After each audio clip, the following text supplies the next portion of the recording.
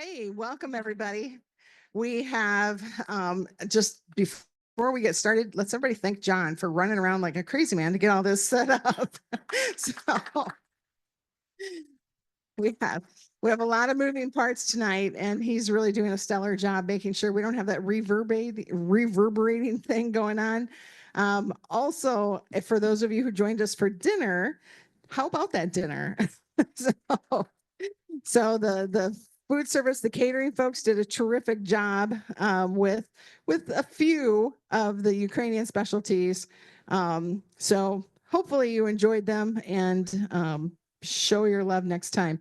The tonight's program is a group of people who are going on a mission to Ukraine. They've been there last May, end of April, May, and they'll be going back again hopefully next May. And so they are on their own dime. So if you feel generous tonight, please show that generosity by popping some bucks in the bucket. This will be on a table. Maybe we'll be bold enough to pass it along the way, like at church or something. But in any case, though, this is a really a particularly special program tonight, because as many of you know, I teach courses about Russia and Ukraine. And so this is a passion for me, but it's also an opportunity for students and community alike to learn about what's going on and to find out how we in Central Illinois can participate or be affected by what goes on in another part of the world. So in no particular order, because I failed to print this tonight, I'm just going to read the bios of our guests. And just as you can probably tell, make sure the microphone is close to your mouth when you talk. But our guest tonight, and maybe you can just raise your hand when I call your name. Lindsay Call is our first panelist. She is a licensed clinical professional counselor. She graduated with a bachelor's in social work from Illinois State University. We have a nice contingent from ISU tonight. She received her master's degree in counseling from Lincoln Christian University. She has somewhat extensive experience in child welfare, residential facility, and outpatient programs. She is currently working at the Antioch group since 2020. Dr. Steve Hamon, PhD, is a licensed clinical psychologist with 47 years of experience. He's a co-founder of the Antioch group. It's a private practice in Peoria. And he specializes in treating psychological trauma and in forensic psychology. Jessie Miller is a licensed clinical social worker at the Antioch Group. She's been a mental health therapist for the past 5 years for children and teenagers with past work experience in foster care as well.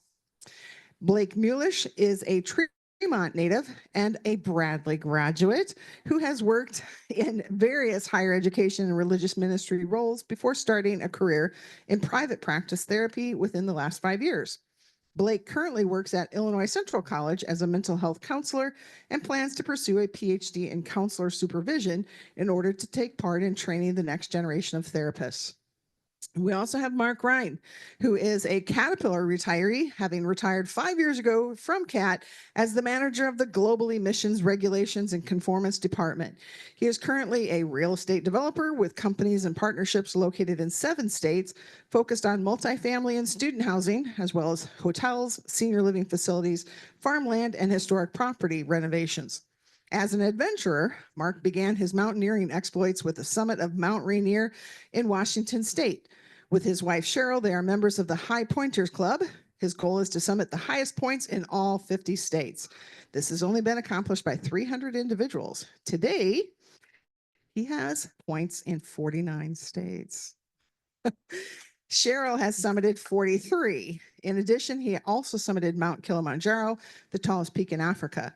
Ukraine was his first mission trip, and he is anxiously looking forward to participating with others with the goal of helping people in need. Mark's simple mantra for living is impossible is just an option. Impossible is just an option.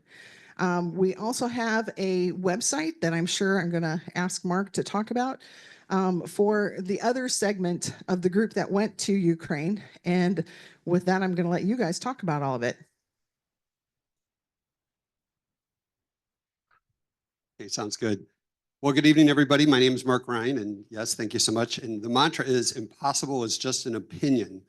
So I'm one of those kids that when my mother raised me, I was a free range kid. And I think what's happened is I've become a free range adult.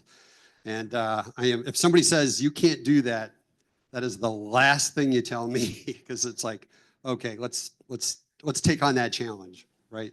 So first off, Angela, I want to thank you and the group. Where's the PAWAC board people here? Can you raise your hands, please? I want to, offer applause to these folks and the work that they do. I got a chance to eat with them, and they were just a fascinating bunch to talk with. And so thank you for setting this up for us. I mean, I looked at the, I apologize. I feel like I'm very inadequate because I had not heard of this group before. And so I went to the website and did my research, and I was stunned. I mean, just stunned by the speakers that you guys are able to bring in here and the backgrounds that they have. And I was like, and why are we here? So, but it was fascinating. So yeah, our journey tonight is to talk about Ukraine. Got this amazing team here, and these four, along with 13 others, it's going to be an interesting stories, but interesting jury to tell you about. So first and foremost, let's talk about where the heck did we go and still go. Okay. On the power button, PowerPoint. Okay. You want to steer from there? We're off to a raging. There we go. So the city that we went to in Ukraine is Ternopil, not Chernobyl, which is also in Ukraine. We're not at the nuclear power plant that overheated a few 20, 30 years ago. It's Ternopil. And the question is, okay, where's Ternopil? Well, first off, for those of you who might not be geographically literate, the first question is, where's Ukraine? So this is, and hey, trust me, I spent a lot of time with my friends going, okay, this is Europe. All right, so you can see Spain, France, and you work your way across Europe, and to the east of Poland is Ukraine, and just to the north is Belarus, and that big 800-pound gorilla of green that you see up in the upper right-hand corner is Russia. And needless to say, there are challenges between those two countries. So the question is, where is Ternopil? And Ternopil is in the north and western part of the country. When you look at maps on the news and things like that, all the military activities that you hear about are in the east and the south, down to the South Peninsula there, which is Crimea. And a lot of questions that we get asked right away is, were you in a ditch? Were you shooting Stinger missiles? Like, how many bombs did you see? And it's like, zero, none of that happened to us. We're in the part of the country that is not directly impacted by the war, but very much indirectly impacted by the war. And as I said, we'll tell you some stories about that. And one of the other questions I get asked is, how the heck did you guys get there? And so you obviously cannot fly into Ukraine because you are not going to be flying other than if you're a missile. So you have to fly into Krakow, Poland. That's the closest access point. And then you take a train to the border and then a train into Ternopil. So travel time start to finish, it ends up being, oh gosh, well, on a good day, it's about 36 hours. If you have a plane delay and things like that and trains and stuff like that, it could be 48 hours or maybe a little bit longer. But the good news is we got there. That's the key thing. So I want to talk about a little bit about this trip.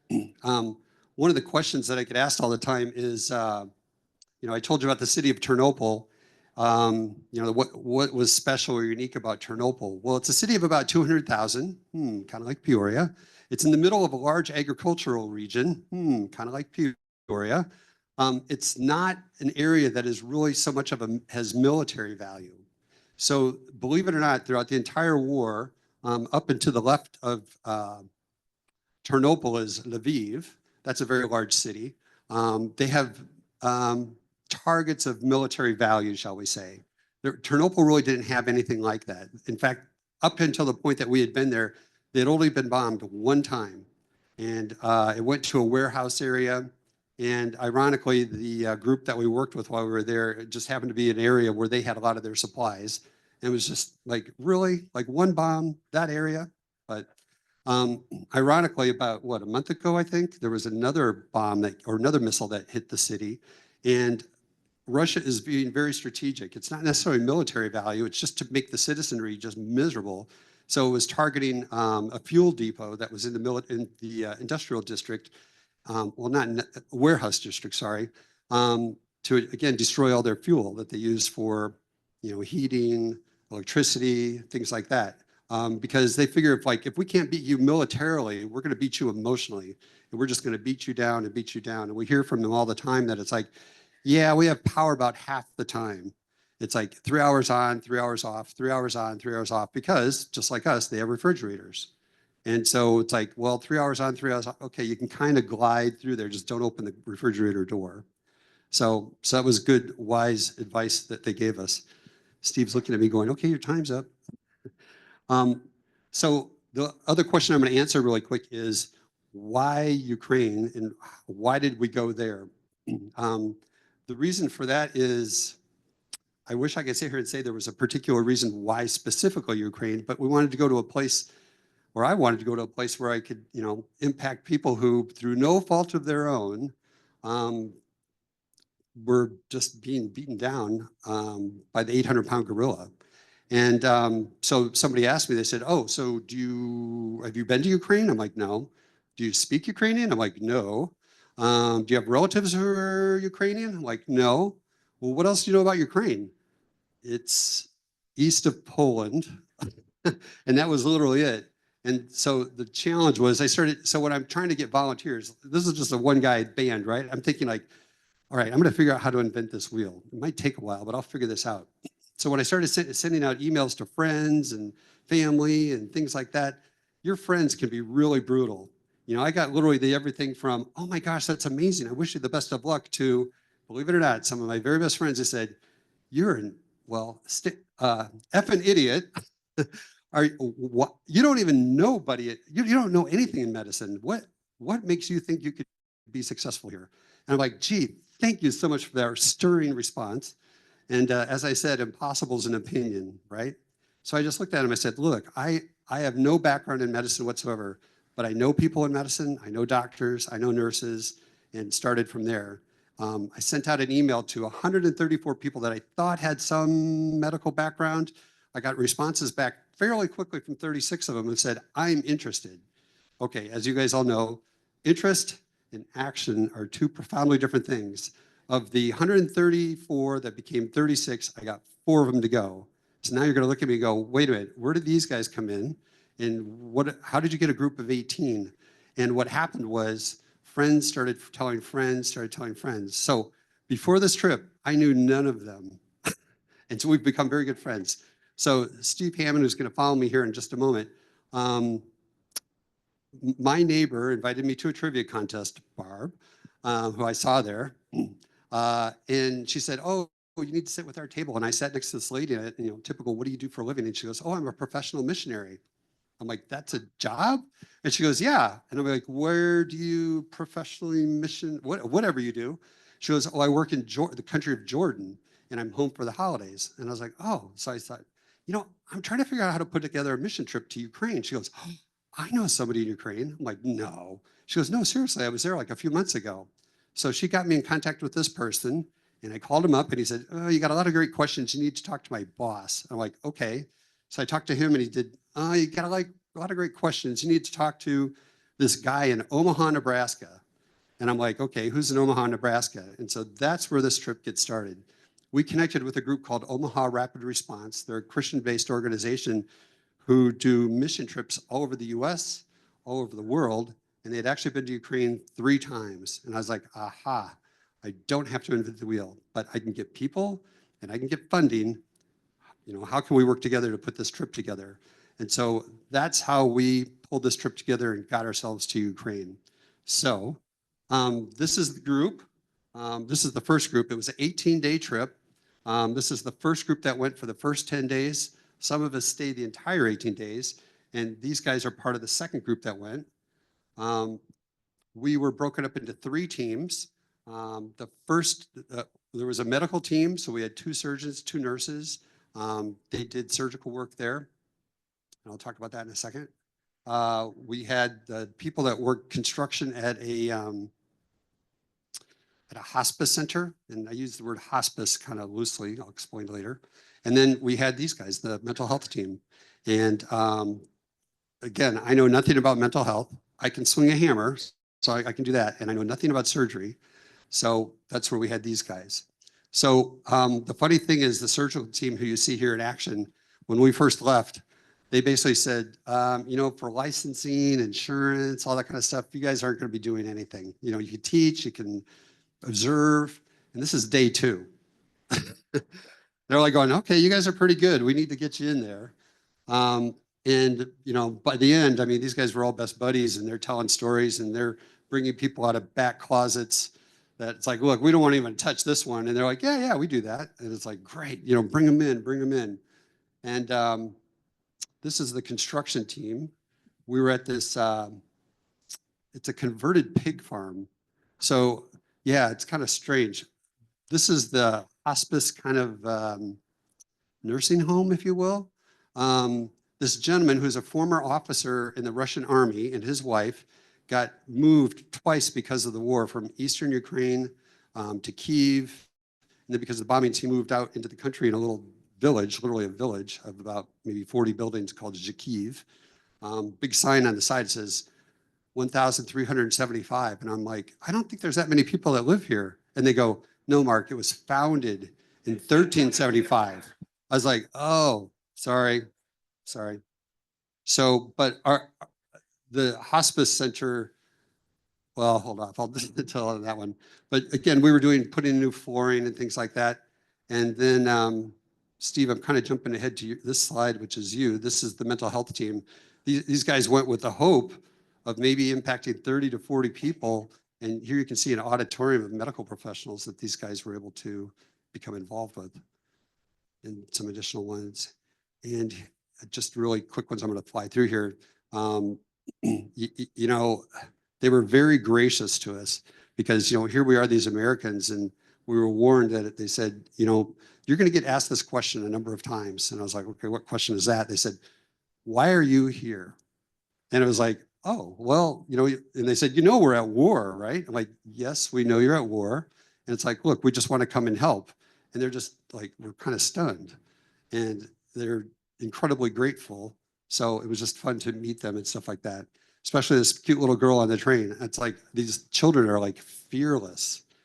The interactions that we'd have to them, and Steve and I had this opportunity a couple of times where we'd get into these stare downs with these kids who are like 2 or 3 years old, and it's like, I swear they're looking at my soul. What is going on here?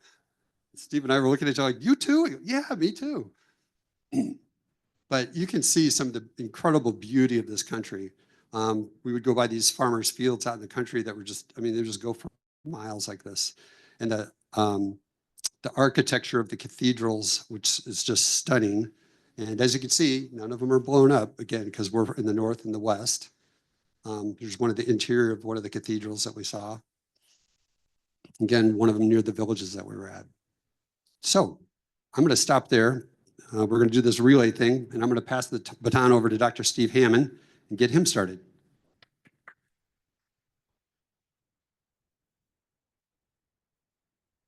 Thank you very much, Mark.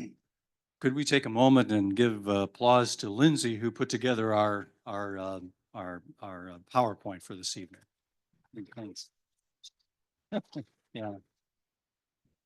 And so, ladies and gentlemen, with your permission, Dobry wieczór, Amerykanka I Amerykaniec. Меня зовут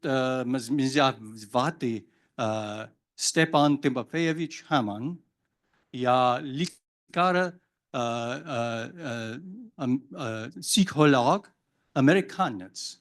Та я трохи розмовляю українською не дуже добре. Та я трохи understand українську не дуже добре. So, good evening, American ladies and gentlemen. One word there.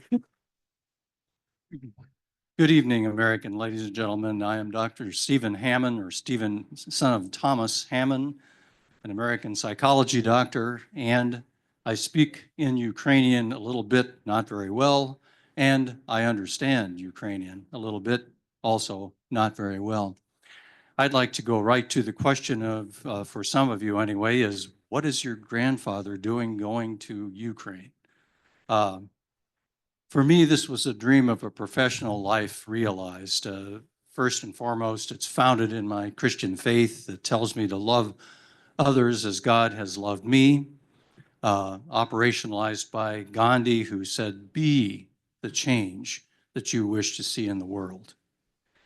I've spent the last 47 years practicing clinical psychology here in Peoria, specializing in post-traumatic stress disorder treatment because I grew up in a World War II era PTSD household.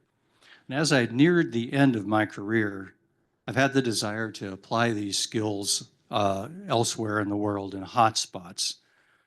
But my real medical mission to Ukraine, believe it or not, began in 1971 when I was the age of some of you.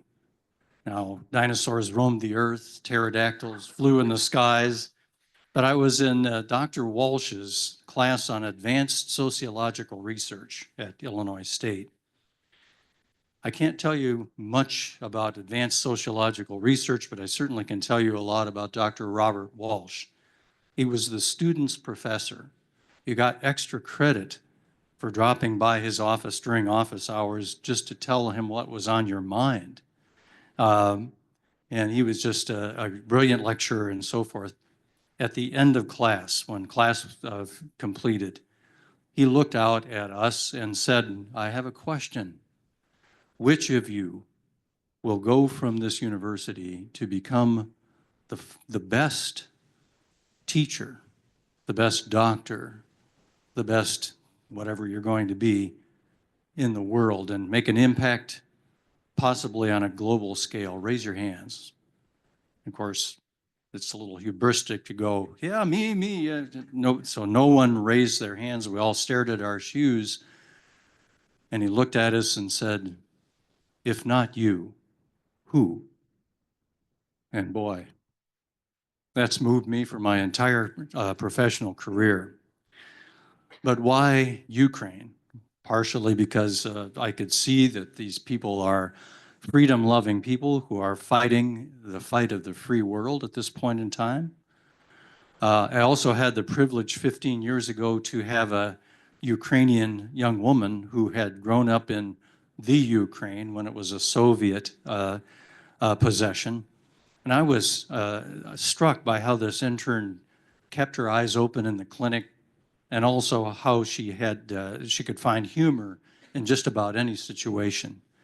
But when it came time to do clinical psychology, this young woman who had been marked by a totalitarian society to be a bus driver was superbly insightful. And that stayed with me. So when I heard my missionary friend, same friend that talked to Mark, mention that an adventurer named Mark Rein was organizing a medical mission to Ukraine, I jumped at the chance. It was a short stay of 18 days, as Mark mentioned, and I wanted to extend mental health as much as I could. There was only one of me. So I sought a team of colleagues motivated by their own faith, excellent in their professions, and brave enough to go into a war zone. Now, many people were on our team behind the scenes. Here's most of the members of our team. Whoop, wrong way. For example, Ukrainian and the Cyrillic alphabet is beautiful to see, but we needed translators for my 6 lectures on PTSD that I was going to be doing. And so we had this young couple, Anton and Natalia, who translated 6 lectures from English into Ukrainian. Many more people, many more Americans, and this is perhaps where some of you may come in a future mission trip, medical mission trip. Many more Americans wrote letters of support and encouragement to Ukrainians of every age. Our oldest letter was written by a person who was 99, and we had letters from grade school kids and everybody in between saying to these brave people, you are not forgotten. So a lot of folks were involved in this whole process. We had a member of our team, Lori, who made an advance trip there and stayed for some extra time. Unfortunately, her video will not play, but here she is, and she worked as a mental health professional by herself for the first 8 days and gave us daily reports back in the United States of who and what she was encountering. So she was invaluable in her role.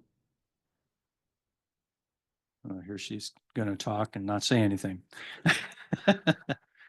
I'm not sure what this is. These are some shots that Lori wanted. Oh, you're going to talk about.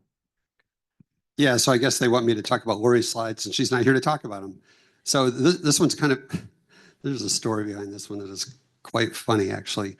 So this is a shot from the hospice center that we were at. And this hospice center, you have to realize it's not like a hospice center in America. The people who are there are indigent, so they come from abusive families, or they live on the streets, or in one case, let's see, I tell you, so this gentleman over here, they found him, he was living in a cemetery, and it's like living in okay, what's the background on that one? They said, well, we found him there, we had to get him out of there because the locals were starting to complain about him kind of scaring people off a little bit. But he was a very, very smart individual, because in Ukraine, they honor their elders, including their dead. And so on Sunday, the families would always bring meals to their grave sites, and he knew that. So that's why he lived at the cemetery. He could get fresh, warm meals every Sunday and kind of stack up for the week. But Lori was able to interact with the people there at the senior living facility. And the reason why you see them, they're cracking walnuts for food for the day, is if you're going to be there, you're going to work. Yeah, you are not going to be laying in bed all day. You're going to be hoeing the garden, cracking nuts. You're going to be doing something. And so Lori was trying to get in there and engage them in terms of some of their activities. And again, I kind of chuckle because this gentleman right here, he's actually blind. I don't care. Give him some nuts. Give him a hammer. He'll figure it out. He might knock his thumb a few times, but he'll figure it out. So let's see. This next one, oh, Lori had a great time engaging some of the kids that first week while she was there. And you can see the talent in the children that are there. They just need the resources. And that's kind of some of the bigger challenge that they have, which you guys certainly experienced, is they need the resources to express themselves. And that was one of the students that Lori ran into. And then, oh, this was one of the families that Lori was with. Again, it's interesting because of the war in the South and the East, there was this mass migration of millions of people trying to get away from the war. And it was literally like a wave coming across the country. And in some cases, you know, families, the dad is off to the war. And so parents are doubling up. And so you'll see like maybe 2 women with 8, 9, 10 kids. And it's because all the husbands are off fighting. And basically they will work together to try to team up to figure out how to survive, is what it really comes down to. So this was kind of fun because actually it was the full family, because their father was home that weekend. And there's another young gentleman. I think this guy thought Lori was her girlfriend or his girlfriend. And I think we're back to you.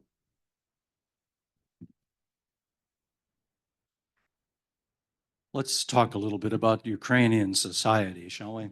And be joined by you all. Ukraine became a sovereign nation just in 1991. It's a little over 30 years.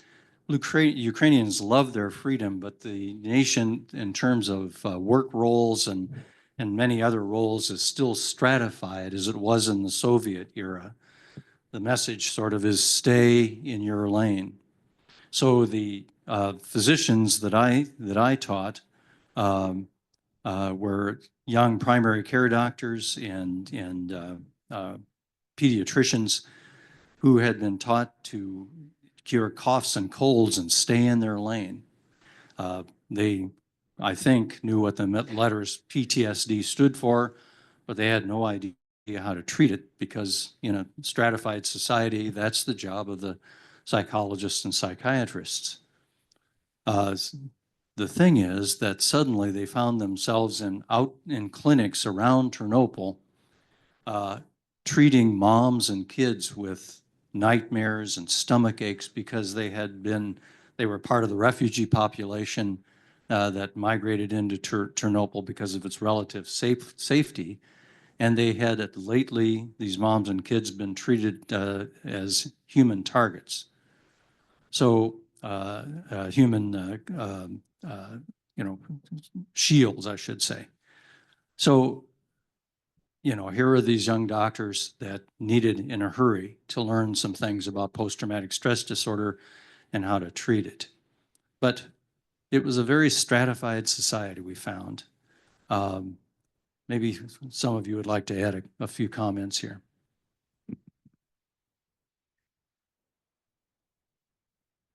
Okay, thank you. Yeah, to go along with that, with what Dr. Hamon just shared, on one of the first days that we were there, me and Laurie actually presented to a group of doctors and, pediatricians and as close to what a counselor can be over there. And what we found is some of the things that we would consider the basics of counseling, like, for example, attending behaviors, right? Like nodding and acknowledging, good eye contact, kind of, prompting, those types of things, or, just the general, flow. If someone's talking about a very traumatic event, how do you handle that? Do you just kind of say, yeah, that's rough. So anyway, yeah, like, well, here's like a paper of some things you can do. Okay, come back in a month. It's like those things that we consider basic here that we spent a lot of time learning in school. We found we were having to educate them on. And so that was kind of a weird thing. I don't think we were really anticipating that. So Laurie and I had, all of our things prepped of what we were going to say and what we were going to do. And then at the break, we're like, okay, scrap all that. Let's just kind of dial it down a little bit, just so they can understand a little bit better. But one of the things I have to say is just how open they were. They really wanted to hear what we had to say, and we felt so respected. And I think that was just amazing, because we kind of had, and I'm sure you guys can speak to this too, we were prefaced that, the Ukrainian nation can be a little bit gun shy, not really big on opening up immediately about their thoughts and feelings. They're kind of, pull yourself up by your bootstraps. And of course, in the situation they're in now, we can expect that they need to kind of get through what they need to get through. But anyway, yeah, we were just so very blown away at how open they were to hearing what we had to say, and just so welcoming. So. Yeah, and I had never been to Europe or Eastern Europe before. And so there are a couple of jarring things for me. But on the mental health side, we talked about this a lot, where it was the idea of you were either mentally healthy or you were crazy. And there's nothing in between. And so that's a huge barrier to overcome when you're just helping people, with diagnoses or disorders that are obviously in between those two things. I would say a big thing for me that was really refreshing and invigorating. We'll talk more about how they reacted to the war. It was amazing to see. But just in general, the amount of people that were outdoors and spending time together. I work with a lot of young adults at the college level, and like seeing two college-age men sitting on a park bench with no phones, just chatting with each other. It was everywhere. I don't know. It's a big deal to me, and really refreshing to see. So, yeah, I think that's what I would add. So something else that kind of tripped me up while I was there is initially, over here we have counselor, we have psychologist, we have social worker. Over there, it's just psychologist. So when we tried to describe what our role was, we kind of were met with blank stares. And I think Laurie had this experience where for some of the kids that she met with, psychologist is the one that takes you away from your family into the hospital. So she came across some kids that were terrified of her initially because that's what they thought were going to happen.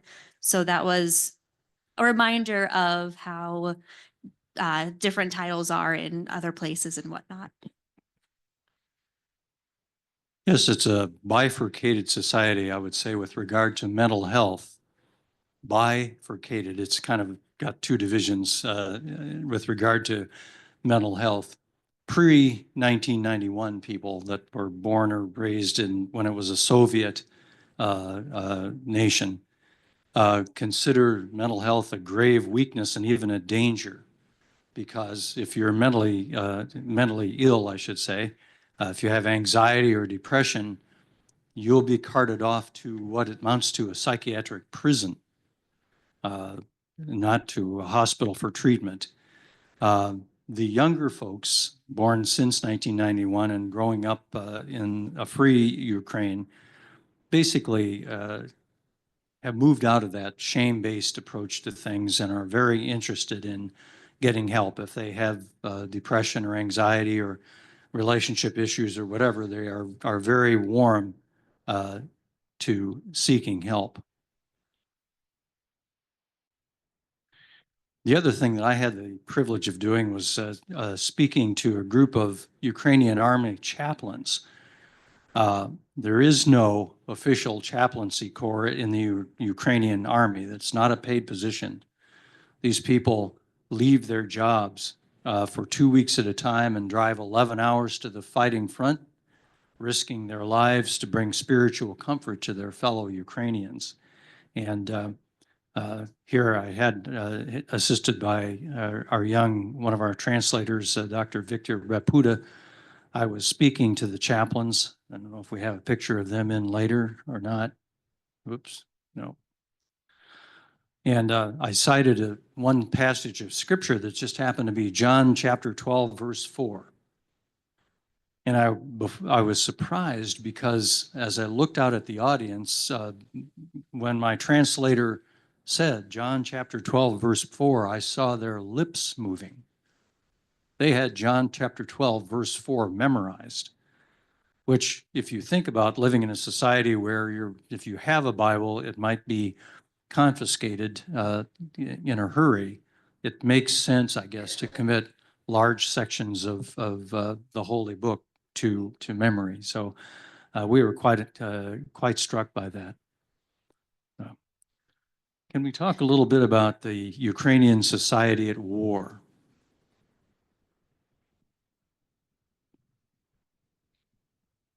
Yeah, I remember oh, I'm sorry. Was there? Nice.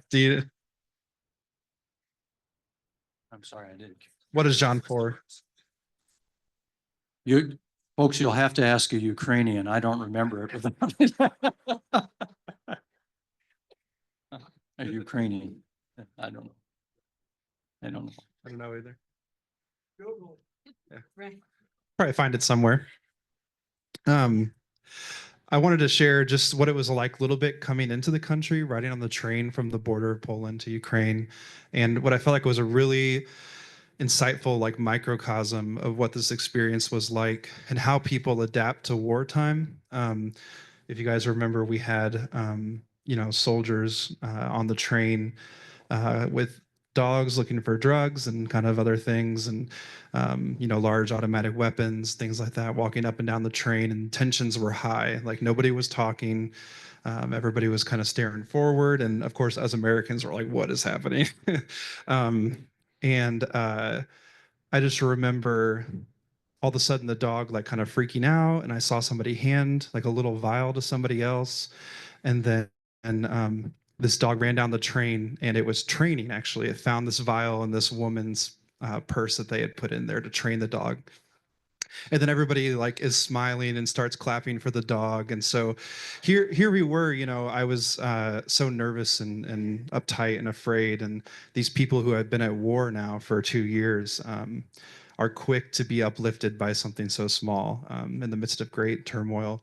And then real quick, the other thing I saw that was very jarring and sobering, honestly, was I was translating the ads that were on the train, and there were all these ads for military supplies that you would buy your loved ones. And so it said things like, protect your child in the war, send them an M16, send them a bulletproof vest. Like your money can help them survive. And it's a hard thought to think that your child could be in that position.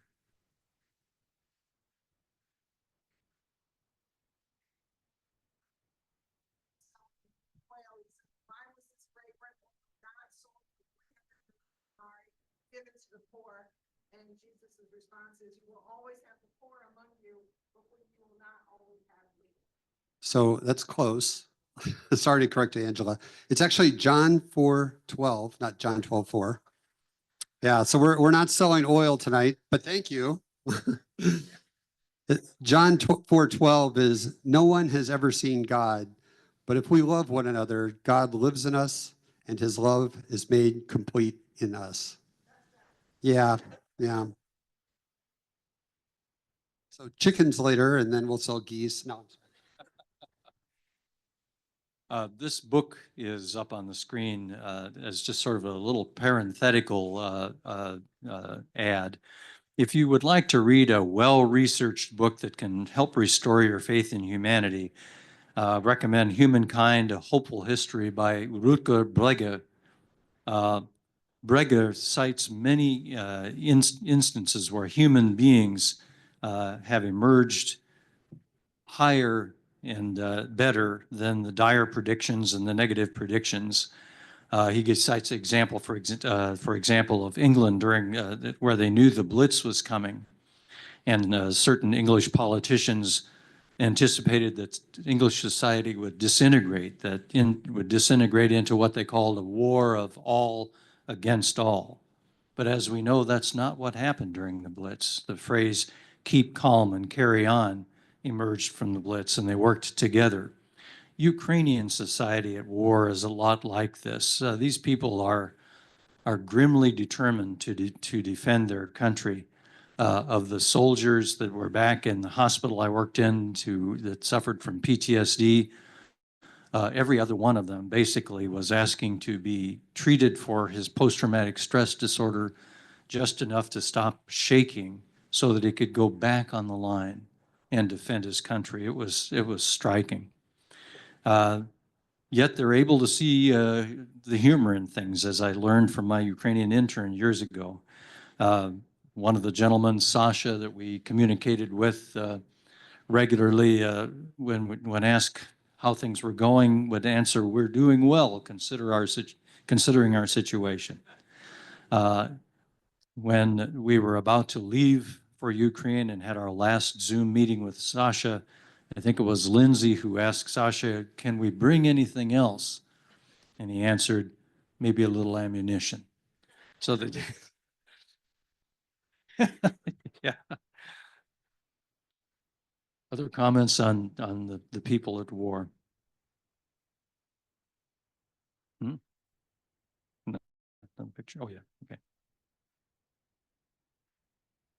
Just one more story. I was walking around the city myself a little bit and got the chance to witness probably the most inspiring thing I witnessed, which is what the funerals that would go through the city for a soldier that had just died. And there were multiple through the city, and you'd see the black car and a police car in front of them. Yeah, right here. Yeah, kind of thing. And everybody would stand on the street and then kneel right in front of that car going by. And the silence of a busy street, everyone's there outside, right?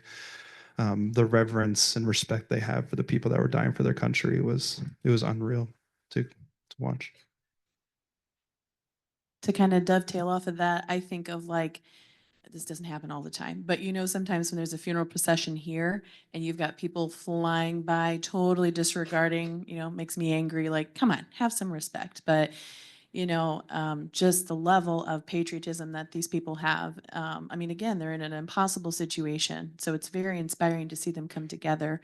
I remember Jesse and I were talking about, just seeing the Ukrainian flag everywhere, and they're just so proud of their country. And, it made me kind of homesick because, of course, I love my country too, but it was also a little wistful because it's like, I would love to be able to see that for our country and just rally together.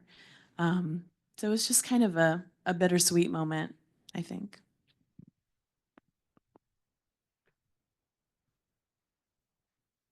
I might just add that oh yes, question.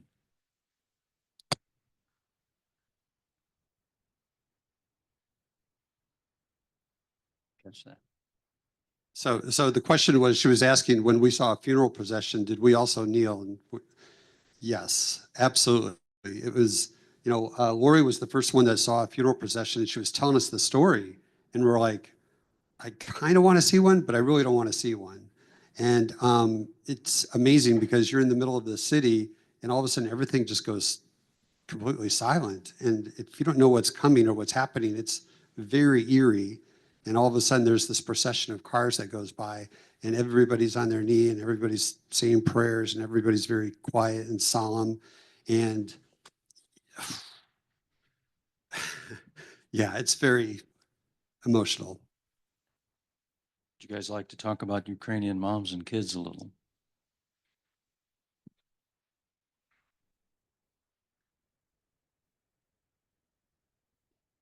And here we just have a couple extra pictures of, just kind of everyday life.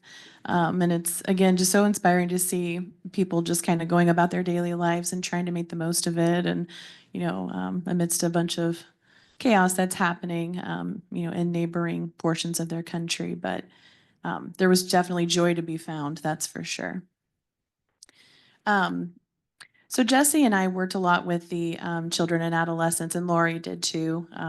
Lori's actually from Wisconsin. She's from here originally in the central Illinois area, but she was unable to make it tonight. So a lot of this, when we mentioned Lori, she really spearheaded for us because she came for the entire time. So she was there the week before that we actually then joined her halfway through.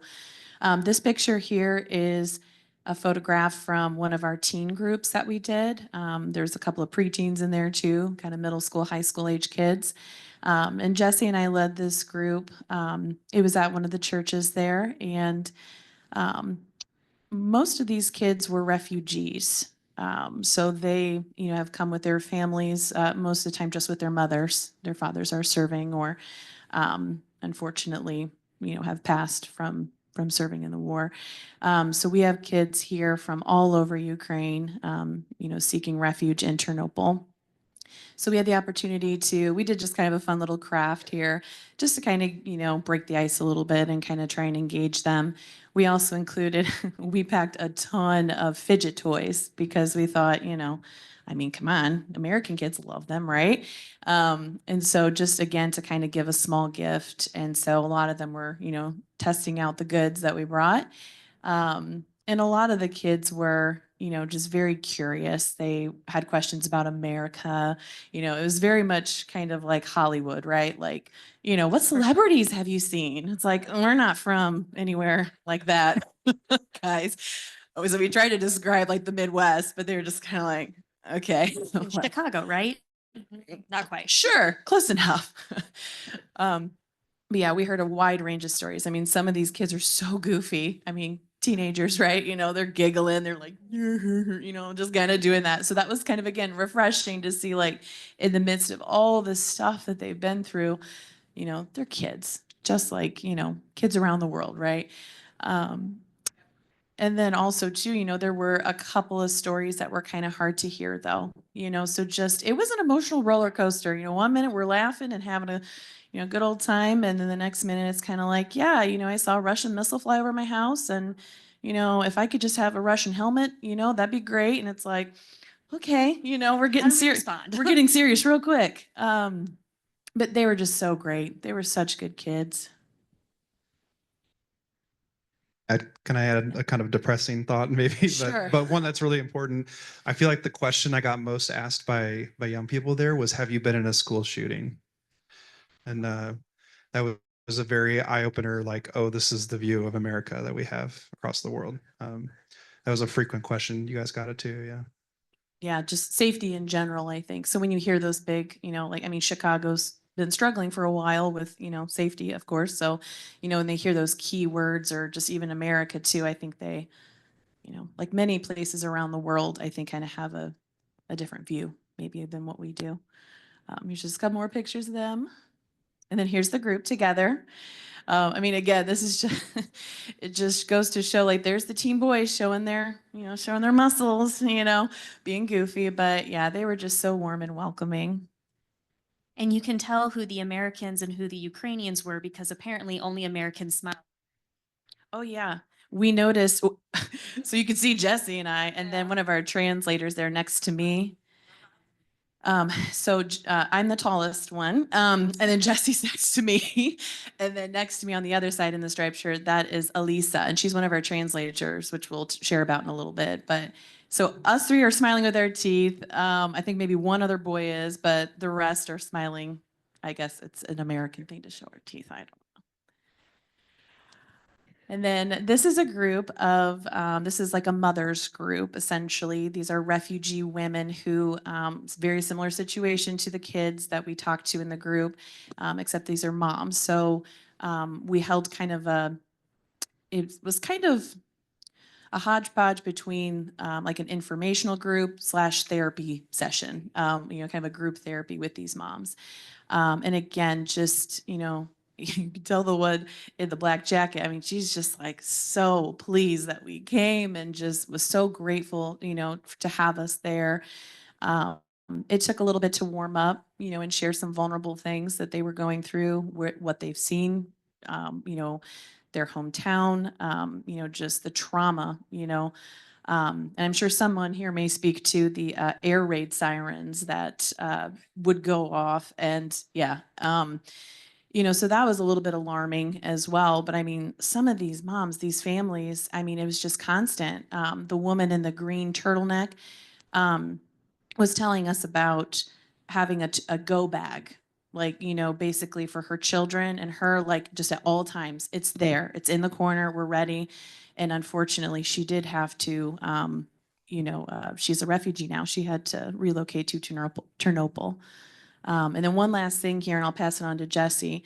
I think it impacted us both when we realized with these women talking how much there's a divide even within Ukrainian families, right? Because some families are like, why are you leaving the region of Ukraine, right? Like this is our home, and almost getting judgment. Like, how could you be leaving here to go somewhere safer? And then so not only are you running, from danger with your children, now you have to deal with all of the emotions that come with now your family may have a lot of resentment towards you. So it was just a very interesting revelation. Yeah, I just want to add to that. One, the air raid sirens, yeah, about every other day we would hear them. And it got to the point where we would just look at the Ukrainians because we figured they know what they're doing, we'll just follow them. And so that became a little bit unnerving, especially the very first night at 3 a.m. It was like, bam, you're out of bed and you're ready to run someplace. But the thing I was going to talk about with the families is, it's a very difficult choice for them. At the start of the war, there were 52 million Ukrainians in the country. Right now, there's 29 million. That means 23 million people have left the country to find safer harbor someplace else. Europe, US, Poland, Romania, any place, wherever they can get themselves out of the country so they are no longer a target. But here's the difficult choice that they have to make. As a man of military age, if you leave, you cannot come back. If you come back, you will be arrested. So what happens many times is the men stay, and then the women are the ones who have to take the kids and try to find, homes and a job and things like that in a new land, new country, new language, places that they're not familiar with. But again, it's to save and protect their family. And yeah, we saw that so many times, so many times. In fact, I remember one of our interpreters said, look, Mark, look around. What do you see here that's a little bit different? And we're in the town square, and I was like going, she goes, do you see any men? And actually, I started looking around going, actually, okay, I see younger men. And they said, yeah, so the way conscription works there is that if you're between the ages of 18 to 65, you're eligible for the military. But you won't get drafted until you reach the age of 25. So between 25 and 65, you have to serve. There's no breaks, you go, unless there's some unique circumstance that allows you to not go. So the weird thing is what's going on between 18 and 25, and what Ukraine is trying to do is protect their youth. And they're trying to protect their men, and they're trying to grow families. And so they give them the break of, you don't have to go. If you choose to go, that's up to you. And something that Blake kind of touched on earlier, the advertisements that they saw, this isn't like America. It's like you have different units, not maybe the Ukrainian National Army, you've got different units that are trying to advertise for you to come to join our unit because we're a better unit and we've got better drones and we've got better this. And so you see these advertisements for the separate subunits that serve in a collective army. We will be ready to take questions in just a couple moments, so thank you for being patient with us. Speaking of drones, I don't know how many of you were able to be here when General Petraeus spoke, but he pointed out that the truth that it's a 4-to-1 ratio of Russian soldiers for Russian soldiers for every one Ukrainian soldier. And the things that the Ukrainians have done to try to even the score is turn every household basement into a factory for building drones. They built thousands and thousands of drones, and that's their attempt to even the score. Even so, the war the front is sort of a horror from what I learned. It's the combination of trench warfare from World War I, where you build a trench and dig into the earth, leaving a large earthly roof over your head. And you come out of that roof at your own risk because you might be shot by a drone. And then that's World War I, the World War I part. And then the other part is 21st century. Satellites have made it possible for both armies to pinpoint where each other are on the battlefield. And so the casualty rates are high, and yet these men continue to be willing for their country's freedom. I will add that every European nation, especially those around Poland, Ukraine, including Poland and so forth, understands that this is a battle for the free world, and that if Ukraine is crushed, Putin's refurbished czarist aspirations will look elsewhere to the next European country. With that, and just before we move to the end here and then take questions, many Ukrainians hope, and they say it this way: we hope that the war will be won in Moscow. And what they mean by that is that the Ukrainian resourcefulness has dealt the Russian military and therefore Vladimir Putin some really interesting blows. You know, the sinking of a major league warship early in the war, the most recent situation where Ukrainian soldiers took Russian territory. Each of these is an egg on the face of Vladimir Putin. And the hope is that Vladimir Putin's leadership will basically decay to the point where he can be replaced by some other leader. So many Ukrainians say, we hope the war will be won in Moscow. We'll close out here. Oh, you've got, go ahead. Yeah. Okay. Some of the other things that we did with the kids while we were there is that we were able to go see some of the ones temporarily staying at the Children's Hospital. So while Dr. Hamon and Blake were giving their presentations, Lindsay and Laurie and I went to talk to some of the kids, and they were hilarious. Some of them were very talkative, and one of the kids spoke to us in English, and the younger generation very much has a better grip on like emotions, what anxiety is, and all those different things, because largely in part because of social media. So the kid on the left here, he goes, when I get out of here, I'm going back to school and I'm talking to kids about anxiety and depression and how vaping is bad. He goes, I'm going to hold my own little seminar. And then we had other kids who weren't quite ready to speak to us in English, but they were still fascinated by the American culture. One kid asked us about the 1970s oil crisis. We had no idea. And the kid here on the right, he was fascinated by the idea that a literal job could be taking other people to go fishing. And he thought that was amazing. So it was a lot of fun talking to them. And we were able to tour the hospital and see some of the artwork that they did in their therapy sessions. Obviously, great talent there. They had a lot of different things that they used to help kids with like learning disabilities and other things like that. And the people at the hospital too, if there was something that they didn't know, they went out and researched on their own. They didn't wait for an administrator to tell them. They didn't, wait to go to a class or something. They did their own research. We don't have a picture of it, but there was an aromatherapy room, and the nurse did all of her research online of the different scents to put together to help the soldiers there in rehab to be able to relax and calm down in very comfortable chairs because they treated us to it. They didn't get to do it, but we did. So another thing that we did was we visited this family. Actually, this is them. So this was a mother and father who have one biological child and 15 adopted children, all of them from traumatic backgrounds, and 10 of them have severe medical issues. Everything from seizures to missing limbs, not being able to walk, all kinds of stuff. But they had their hearts open, and they felt that if, we can help in some way, and they felt that they needed to help. And so Lori especially worked with them. She had met with them before Lindsay and I got there. And so Lori contacted us and said, hey, they're looking for like some chew necklaces, some different like therapeutic items for their kids. And so I think half my suitcase was supplies like that.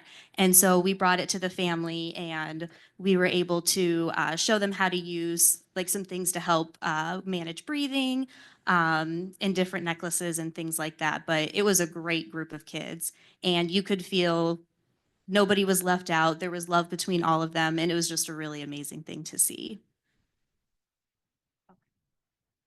We're going to close here and then take questions, right? If there are, and then again, thank you for your patience. Angela has been kind enough to title this The Better Angels of Our Nature, a medical mission to Ukraine, with the idea that she wanted us to talk about our mission. And the implication is that it's the better angels of our nature. But we would like to close and give you some idea of the real better angels of nature. Who's going to talk about Sasha? You talk about Sasha. So remember when I was telling you like all these connections to get to Ukraine? Sasha was the guy. He's in charge of the YWAM, which is the Youth with a Mission ministry there. And I spoke with Sasha about a month ago, and I said, Sasha, well, to use the phrase, angels on earth, and I think you're it. And he's like, what? It's just me. I was like, well, I know that. But for what you do and where you're at, it's stunning. And I'm going to have to stand up and see if I try to keep from breaking down when I tell you this story. So we were getting ready to leave. And the last thing I said to Sasha, I said, Sasha, I am so sorry that you and your country are having to put up with this. I said, it's unforgivable. I said, it's disheartening to think what mankind can do to mankind. And just literally, it's a scorched earth policy of trying to wipe a culture and wipe a country and wipe citizenry off the earth. And he just looked at me and just kind of went, don't feel sorry for me. And I was like, what? He said, don't feel sorry for me. Don't feel sorry for my country. This is our war. Do you understand? This is our war. We will fight it. You don't need to be here fighting this war. This is our war. Now, if you could provide some weapons, we need the tools. I was like, oh, okay, well, I don't, I'm all out today. But no, they were very emphatic. I think it was said earlier, they were very, very proud people. It's their country, they will fight it. But, again, they're up against the 800-pound gorilla. And that's the battle that they fight every day. So they need the weapons, and they'll fight the war. And it's stunning to see how proud of a country they are. Rosen? Yeah, this is Rosen, and he is there with his family, married a Ukrainian woman, and he spent all his time driving us around everywhere in this crazy city in a huge van. Very helpful. The chaplains, who again are civilians who have left their jobs for 2 weeks at a time to risk their lives on the front, giving spiritual support to their fellow Ukrainians. Dr. Volodymyr Skrobat, who took the hospital from the age of the Soviet age of a psychiatric prison and turned it into a clean, state-of-the-art treatment facility for treating psychologically and neurologically injured soldiers and civilians.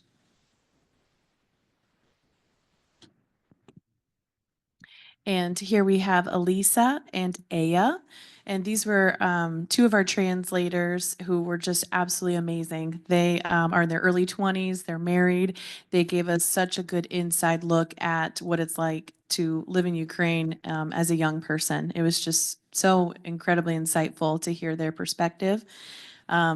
They took us to the best places ever, those coffee shops that are like the best, that, you know, hole in the wall. They really treated us well, and we're so, again, welcoming. So we're very, very glad to have them. And these are the two parents of that really big family I mentioned before with 16 children. And I forgot to mention too, in their spare time, they also take in sick animals and help them get better. They built, yeah, they call their house the Ark because there's so many animals, and it's actually painted on the side of their house. But they had a horse that I think its leg was broken, and it was, in order to heal, you know, it couldn't be on the leg, so it had to lay down. Well, apparently if horses lay down for too long, they get depressed and die. So they built a contraption for the horse to stand and be able to heal, and we went and visited and petted on its head, and it was really cute. This is Dr. Victor Raputa, and he put countless hours in translating the diagnostic manual for psychiatric disorders with me, talking over email at weird hours of the night, and then he translated all Dr. Hammond's presentations, and then he has 2 weeks a year off. He's a medical doctor, has 2 weeks a year off, and he spent those whole 2 weeks with us, like 12-hour days, and then went right back to work when he was done.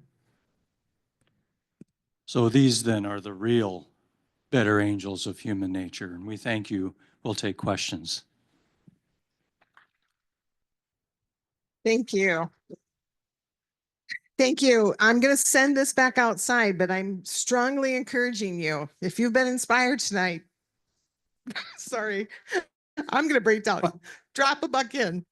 But by the way, just so you understand, you know, as far as donations are concerned, everything that we would purchase over there, because the exchange rate is 39 to 1. So your dollar is the equivalent of like almost $40 over there. And it's also a great way to spur on their economy. So like with the physicians, construction materials, things like that, everything that we would purchase over there. Oh, can I talk really quick about going back? Or you want to wait till after questions?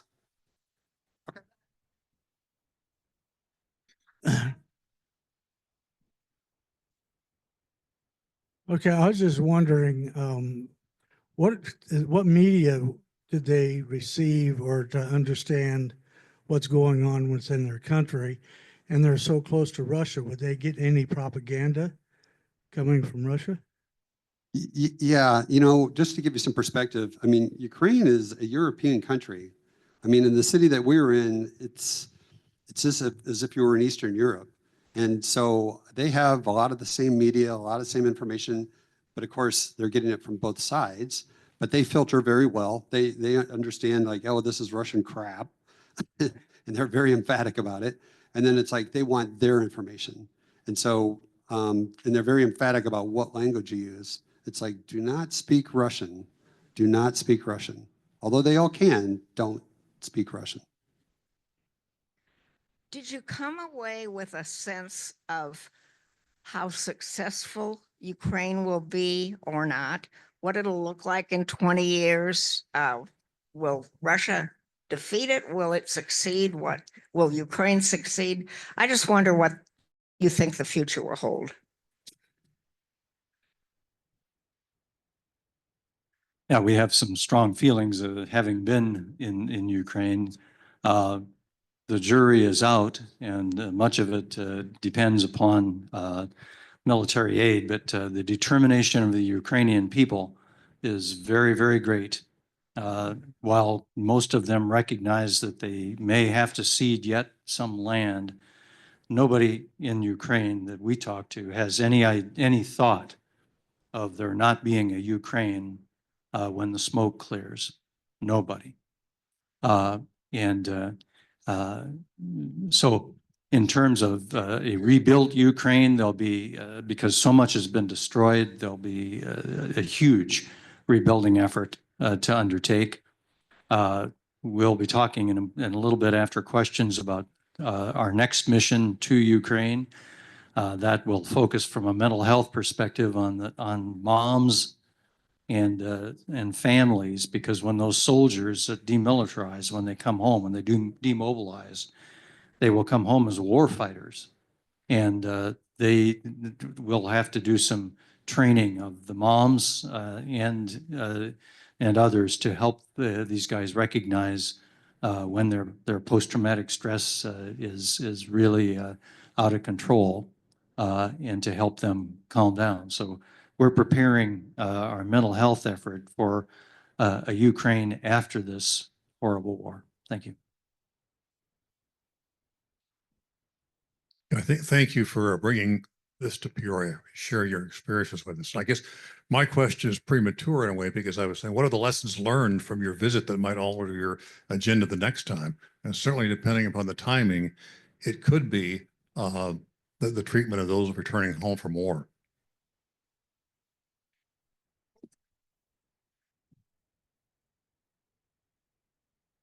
Okay. A young man reaches the age of 25. You said they're eligible between 25 and 65. Young man reaches the age of 25. How long is his hitch? Is it a 40-year hitch? It is unlimited right now. And then When you go in, you're in. That's it. There's no 4-year duration, huh? There's no limit to the duration. And how You can get out when you're 65. and how these people over there feel about the political situation back here and how it might endanger our aid to Ukraine. Now, how do you people feel about the political situation back here? Really? I don't know if I should take this one. No, we're not going to get political, but I will say it really opened our eyes to just their perspective. One of our translators, Elisa, she was very passionate and just was, her mind is on, we need your help. If we are going to survive this, we need your help. And so, they're not thinking about the issues we're thinking about. They're not thinking about abortion and gun and anything else controversial we could think of right now. They are thinking of survival. And so I think, to me, it really just humbled me to be like, ooh, okay, we all need to take a breath. So I think, and I know Jesse was a part of that conversation too, and it was really hard to follow up with anything after that. Just kind of like, wow, yeah, you're right. So they are very passionate about it. They recognize they need our help, and they really, they're not ashamed to ask for it. But like Mark was saying, that Sasha was telling us, they're going to fight it. They're going to fight it. So bottom line is, it's an existential war for them. They either win or that's it. They don't exist. Is there support for the president, as far as you could tell? Yes, there is support for Volodymyr Zelensky. Mhm. Many people are concerned at the number of hours he has put in, because he seems to be everywhere, and people are most concerned about him wearing out. But the support behind him is great among the Ukrainians, among his own people. I spent 3 months in Ukraine in 2012. And so I have another perspective on what you were saying, something, I don't remember exactly what you were talking about, but you were talking about the medical doctors who only, they have one focus for treatment. And one night I was in Kyiv with a friend of mine. We were at a restaurant, and a party of 3 Americans, and we can tell each other when they walked in. They knew we weren't from there, and so we got to talking to them, and it was really an amazing group. They were working with community health. The leader was, and I'm not sure I can correctly remember all of her credentials, but she was in the Army. She was an officer. She was also a medical doctor. And so she was the head of this group that goes out to foreign countries to talk, to work with them for community health.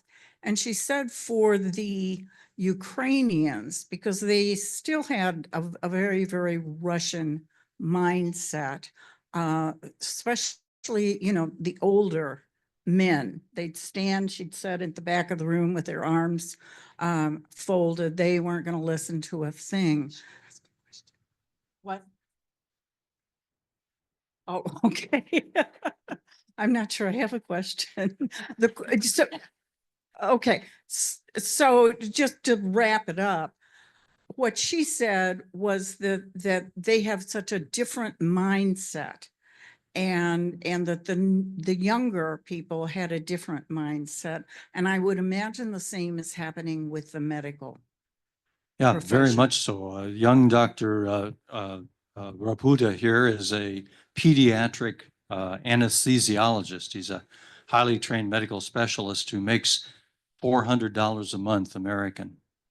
And so the people who go into medicine in Ukraine are the people that go in because they have a compassion and a care and want to treat other people. So very much to your point. Yeah.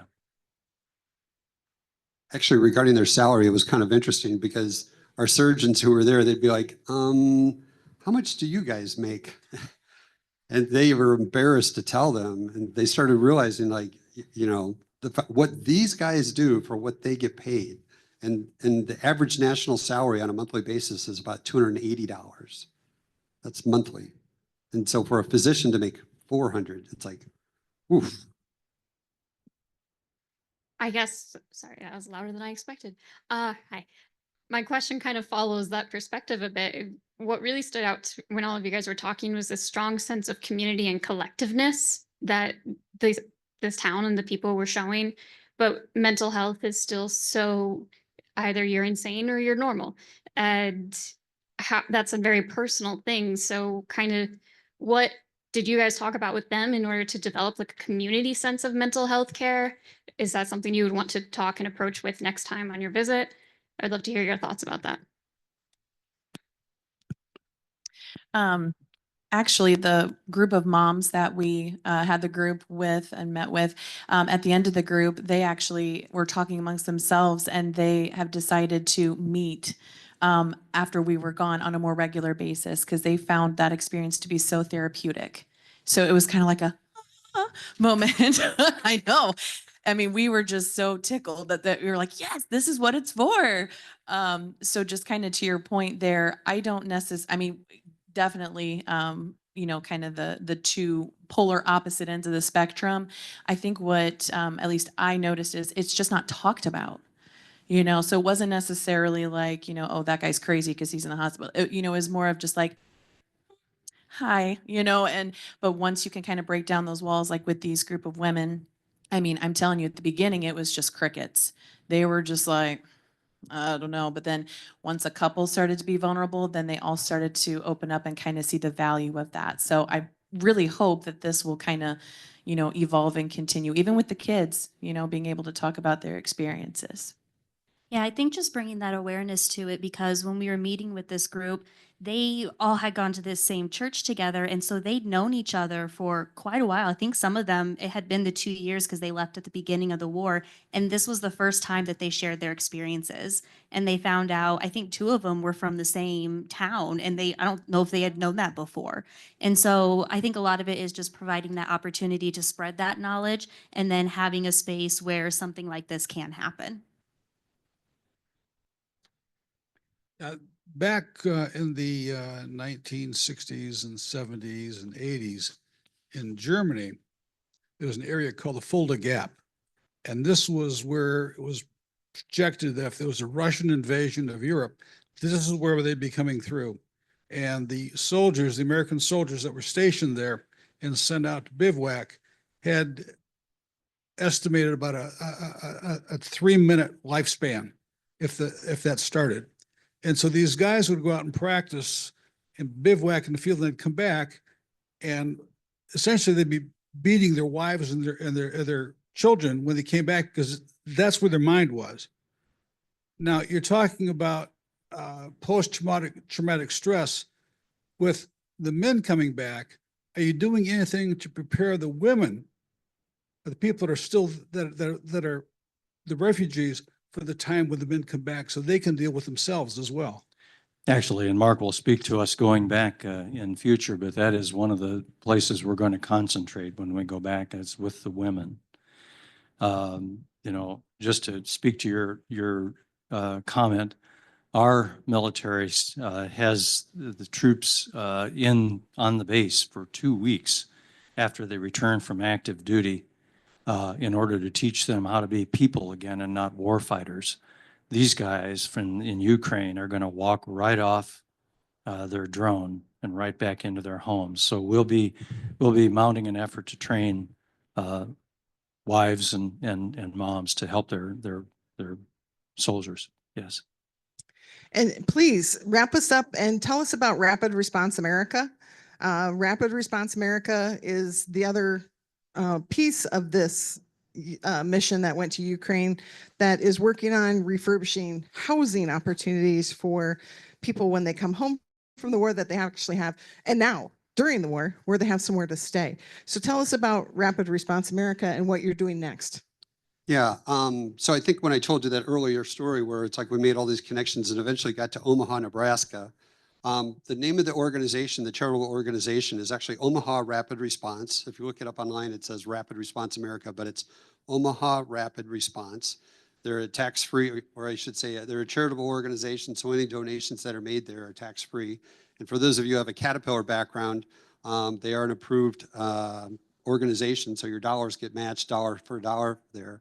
And as I said before, the great thing about it is that, you know, with the exchange rate being 39 to 1, you know, even a nominal donation has an incredible impact. I remember we were in a restaurant one time, or a store one time, and I said, hey, I got it, guys. And they're like, no, you don't have to buy all our stuff. And I'm like, no, seriously, I got it. It was like $3 for 5 of us. And they're like going, oh, okay, that's good. But that's the organization who we use as kind of our, you know, who we piggyback on. And I really appreciated the fact that the gentleman who's the head of that organization asked me, he said, would you be willing to be the team leader on this next trip? I mean, I just kind of organized this and got all the people and stuff like that. And I was like, absolutely, absolutely. So for those of you who might have an interest in either making donations, again, it's ORR, or Omaha Rapid Response America. I know Angela's got the link. She'll have it on the website. You can make donations there. But we're looking at probably May this next spring. What we did this last time is the entire trip was 18 days, but we broke it up into 2 teams. They went for 10 days. It's like Friday to the following Sunday. So if you want to take 1 week off from work, you can go. And what we're looking at, the cost per person is about $3,000. Again, if you can get it matched, that's a whole cool thing there. But we'll probably break it up into 3 teams once again. There'll be a medical team. So we've already got several physicians who have said they're very interested in going. It'll probably be a little bit, well, I don't know. We could have some surgeons, but they also have general health care needs. And so we go out into the villages, and when you talk about going back in time, it's literally like going back to the 30s and 40s. It's pretty archaic. They don't have medical care out there. We'll also have a mental health team. So that's already queued up, ready to go. And we're looking for a construction team as well. And it's not anything complicated. I mean, I was very effective, and I don't consider myself a great construction person. So, but if you're interested at all, obviously you can contact Angela, who can contact me. I'll be more than happy to share information as we're putting it together. And I just want to close by saying, first off, I've got the coolest bunch of friends over here. It's one person to be crazy enough to go over there, but I think it's crazier to follow that person. So I can't say enough about them. I still don't know why the heck they followed, but I appreciate it.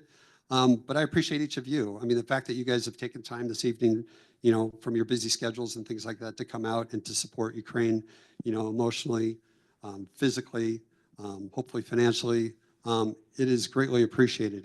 And as we've each said before, they are a very, very proud people. And, you know, they're in our hearts. I mean, I was warned, or I shouldn't say warned, but I was told before we left, they said, you're not going to be able to not come back. And I was like, okay, whatever. I thought this would be a cool one-off trip. And I'm like, I can't wait to get back. I can't wait to get back because they appreciated us. And I'll leave you one last thought. Before I left, I did a little bit of research because I wanted to know, like, how are we going to be received by the Ukrainians? Is this going to be a good trip or not? And there's I don't know if you call it a likability index or a favorability index that was done by countries wondering about America, like how did we rank? And America was, there were two countries that stood out. There were 1 and 2 as far as favorability of the United States, as far as viewpoint. And they were both at 94, 95%. One of them was Poland, the other was Ukraine. And I was like, this is going to be a great trip. So thank you so much for being here this evening. Thank you all for joining us tonight. On behalf of the Peoria Area World Affairs Council, the Office for Global Studies and Initiatives here at Bradley, and for all of us who came tonight, thank you for sharing your stories. I think the answer is they didn't follow you, they were called. So I'm calling you to become a member of the World Affairs Council. So we are a community-based organization. We have a lot of student members as well. And we have a lot of exciting events coming up. We try to hit different places around the world. In October, we have a terrific Flood of Creatures. It is a program written and directed by Edie Barnard. And this is a Wednesday night, Friday, Saturday, and a Sunday matinee. You can find those details on the website, but a lot of times, especially in war zones or other natural disasters, pets and zoo animals are left behind. And so this is a fundraiser for PAWS. So if you'd like to join us for that in October. Also in October, we're partnering with the Lebanese community at St. Charbel, a free event with Ambassador David Hale on Monday, the 21st. I would like you to RSVP so we can plan for food, but it is a free event and it should be quite a lively discussion of what's going on with Lebanon and the rest of the Middle East. So yes, I will. And if you want to pick up one of those flyers, you can do that too. But yes, if you're a member, you get an email every week. So, and then in November, we are partnering with various departments here on campus for missing and murdered Indigenous women. And so this too is not just a problem in the United States, it's a problem across North America, South America, wherever there's Indigenous people, they tend to be abused quite readily.